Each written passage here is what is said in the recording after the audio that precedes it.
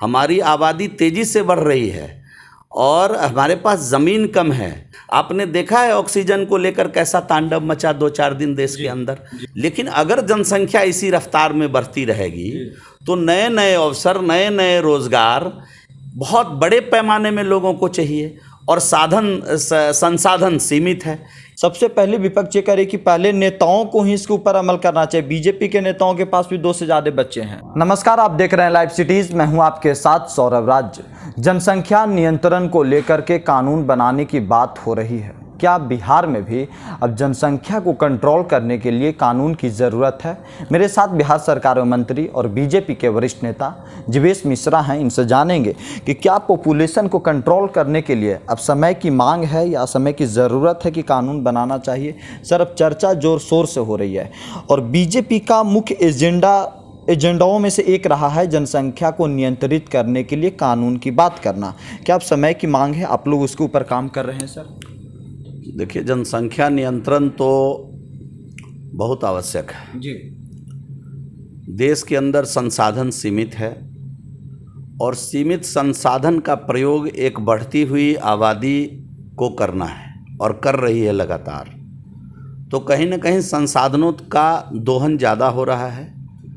अगर आप दुनिया के परिप्रेक्ष्य में देखिए तो पूरे दुनिया की 17% आबादी, पूरे दुनिया की 17 से 18% आबादी हिंदुस्तान के अंदर रहती है और दुनिया का 2% ज़मीन हिंदुस्तान के पास है। और पीने के पानी को भी अगर आप देखेंगे तो 4% पीने का पानी दुनिया के परिप्रेक्ष्य में तुलना में देखिएगा तो हिंदुस्तान के पास है। अब ये कुदरत का दिया हुआ चीज़ है, पानी, ज़मीन। हम अपनी सीमा को बढ़ाएंगे नहीं।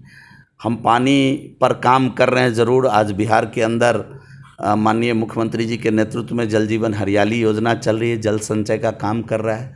पूरे देश के यशस्वी प्रधानमंत्री जी के नेतृत्व में पेड़ लगाकर किस प्रकार हम पानी जल संचय करें, उस पर एक बड़े पैमाने पर काम हो रहा है। तो इसका मतलब ये है कि जो जीवन जीने के लिए आवश्यक है पानी जी, वो भी कम है हमारे पास। जनसंख्या बढ़ेगी तो घर बनाना, भोजन की व्यवस्था, अनाज उत्पादन, वो भी दुनिया की तुलना में कम है। तो मुझे ऐसा लगता है या मैं समझता हूँ कि कोई भी देश का व्यक्ति इस बात को नकार नहीं सकता है कि इस देश के अंदर जनसंख्या नियंत्रण की आवश्यकता है। इसको मुझे नहीं लगता है कि देश के अंदर कोई भी बुद्धिजीवी हो या सामान्य आदमी हो, आज के दिन में अगर उनको वस्तु स्थिति मालूम है कि दुनिया के अंदर हम कहाँ खड़े हैं, तो मुझे नहीं लगता है कि जनसंख्या नियंत्रण से कोई आपत्ति उनको होगी। जब भी जनसंख्या नियंत्रण की बात आती है सर, तो लोग ये कहते हैं कि बीजेपी एक विशेष समुदाय को टारगेट करना चाहती है और वहाँ पे हमेशा सवाल उठने लगता है कि क्या सिर्फ एक विशेष समुदाय को लेकर के इस तरह की बात होती है, इस तरह के मुद्दे को उठाया जाता है? विपक्ष हमेशा आरोप लगाती है। सर, क्या मैंने जो आपके पहले प्रश्न के उत्तर में जो जवाब दिया, क्या आप उससे असहमत हैं? क्या आप उससे सहमत नहीं हैं? दुनिया के अंदर हमारी स्थिति बहुत ख़राब है इस समय जी। हमारी आबादी तेज़ी से बढ़ रही है और हमारे पास ज़मीन कम है। इसमें किसी समुदाय की बात नहीं है।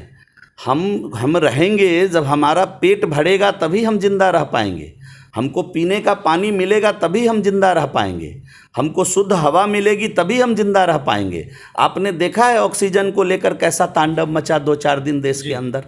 तो ये सारी बुनियादी व्यवस्था है, इसको कोई व्यक्ति इससे कैसे नकार सकता है? और क्यों इसको हम धर्म संप्रदाय से जोड़ कर देखते हैं? इसको तो नियंत्रित करेंगे तो हम अधिकतम प्रकृति के द्वारा दिए गए वस्तुओं का अधिक से अधिक प्रयोग लंबे समय तक करते रहेंगे। इसलिए जनसंख्या नियंत्रण जरूरी है। इसमें दूसरा कोई विजन नहीं हो सकता है। चाहे यूपी में हो सर या बिहार में जो नोटिफिकेशन जारी हुई थी कि पंचायत चुनाव वही व्यक्ति लड़ेगा जिसके पास सिर्फ 2 बच्चे हैं। यूपी में जो नोटिफिकेशन आई कि सरकारी नौकरी से उसे वंचित कर दिया जाएगा या पेंशन नहीं मिलेगा जिसे 2 बच्चे से ज़्यादा हैं।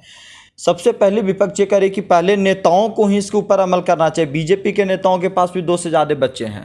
और देखिए कौन क्या कह रहा है इसमें हमको नहीं पड़ना है, ले हम केवल इतना जानते हैं कि आज देश हित में, समाज हित में, इस देश के एक एक नागरिक के हित में जनसंख्या नियंत्रण आवश्यक है।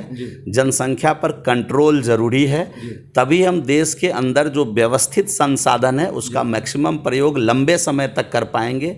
मेरा केवल इससे अभिप्राय है, बाकी किसने कहा क्या कहा मैं उन विषयों में नहीं जाना चाहता हूँ। चलिए एक अंतिम प्रश्न है सर कि आप श्रम मंत्री हैं, श्रम मतलब संसाधन और जनसंख्या दोनों एक दूसरे के पूरक है सर। जनसंख्या ज़्यादा होती है उतने उसके अनुरूप और उसके हिसाब से रोज़गार नहीं दे पाते हैं सरकार। क्या लग रहा है सर कि वहाँ पे बिहार में रोड़ा आ जाता है सर जनसंख्या के हिसाब से? अब आ गए ना आप हमारी बात पर, अब तो आ गए, आप स्वयं ही कह रहे हैं, वही प्रश्न कर रहे हैं। जब भी जनसंख्या बढ़ेगी, संसाधन सीमित है, उसमें उसी प्रकार से सरकारी नौकरियां भी सीमित हैं, रोजगार के नए नए अवसर हम लोग खड़ा कर रहे हैं। माननीय प्रधानमंत्री जी के नेतृत्व में स्किल डेवलपमेंट उद्यमिता करके एक नया मंत्रालय बनाया गया।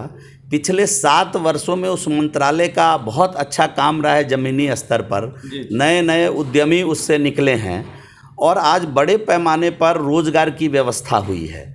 लेकिन अगर जनसंख्या इसी रफ्तार में बढ़ती रहेगी तो नए नए अवसर, नए नए रोजगार बहुत बड़े पैमाने में लोगों को चाहिए और संसाधन सीमित है। इसलिए आवश्यक है कि जनसंख्या नियंत्रण जब हम करेंगे तो हम लोगों को अच्छा रोजगार दे पाएंगे, उनके काम, उनके ज़रूरत के हिसाब से उनको रोजगार भी मिल पाएगा।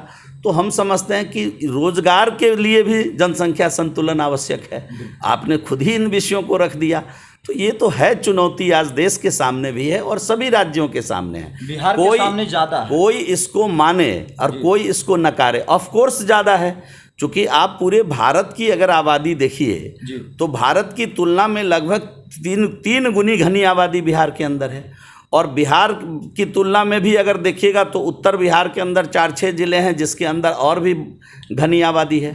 तो ये तो चुनौती है आज के दिन में, सभी लोगों को मिलकर जाति, धर्म, संप्रदाय, इससे ऊपर उठकर देश के हित में, अपने आने वाले पीढ़ी के हित में, अपने आने वाले जेनरेशन के लिए सोचना चाहिए कि हम जो आज संसाधन का प्रयोग कर रहे हैं यह आगे बचा रहे, हमारे आने वाली पीढ़ी इसका प्रयोग कर सके और रोजगार के बीच भी एक संतुलन कायम रहे।